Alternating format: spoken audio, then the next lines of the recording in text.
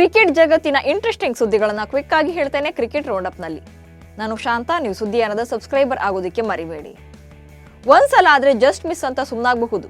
ಎರಡನೇ ಸಲ ಅದೇ ರಿಪೀಟ್ ಆದ್ರೆ ಆ ಮಿಸ್ಟೇಕ್ ಮತ್ತೆ ಆಗದಂತೆ ಕೇರ್ ಮಾಡಬೇಕು.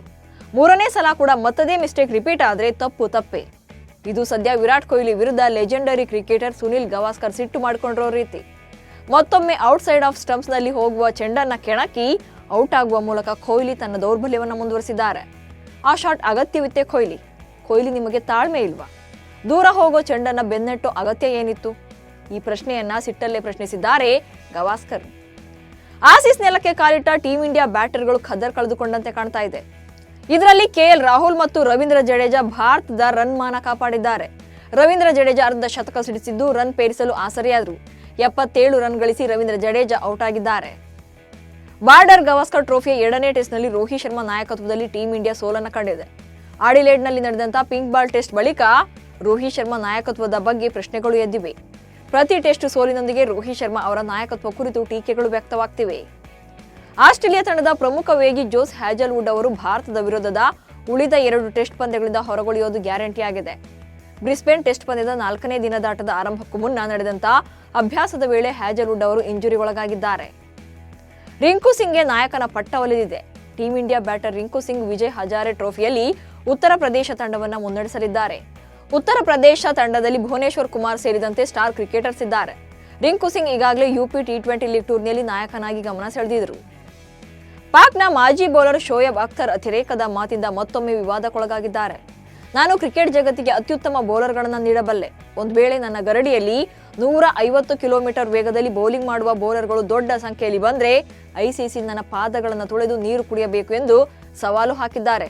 ಇದೀಗ ಅಖ್ತರ್ ಹೇಳಿಕೆ ಚರ್ಚೆಗೆ ಗ್ರಾಸವಾಗಿದೆ.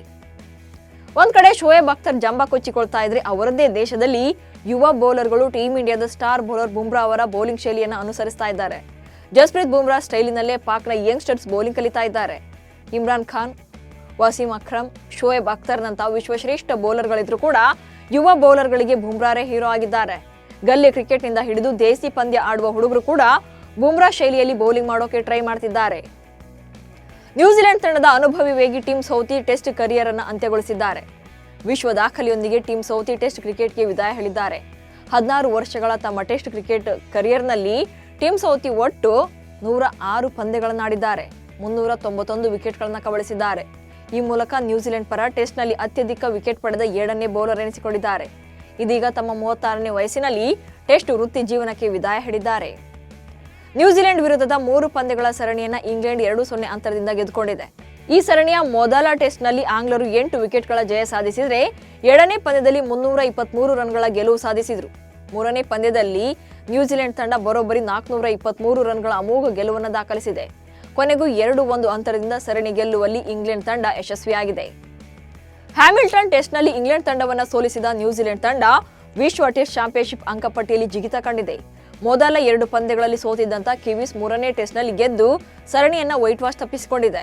ಪ್ರಸ್ತುತ ನಡೀತಾ ಇರುವಂತಹ ಟೆಸ್ಟ್ ಚಾಂಪಿಯನ್ಶಿಪ್ ಚಕ್ರದಲ್ಲಿ ನ್ಯೂಜಿಲೆಂಡ್ನ ಎಲ್ಲಾ ಪಂದ್ಯಗಳು ಮುಗಿದಿವೆ. ಹೀಗಾಗಿ ಕಿವೀಸ್ ತಂಡಕ್ಕೆ ಅಗ್ರ 2 ಸ್ಥಾನಗಳಿಗೆ ಲಗ್ಗೆ ಹಾಕಿ ಟೆಸ್ಟ್ ಚಾಂಪಿಯನ್ಶಿಪ್ ಆಡುವ ಕನಸು ಇಲ್ಲದಾಗಿದೆ.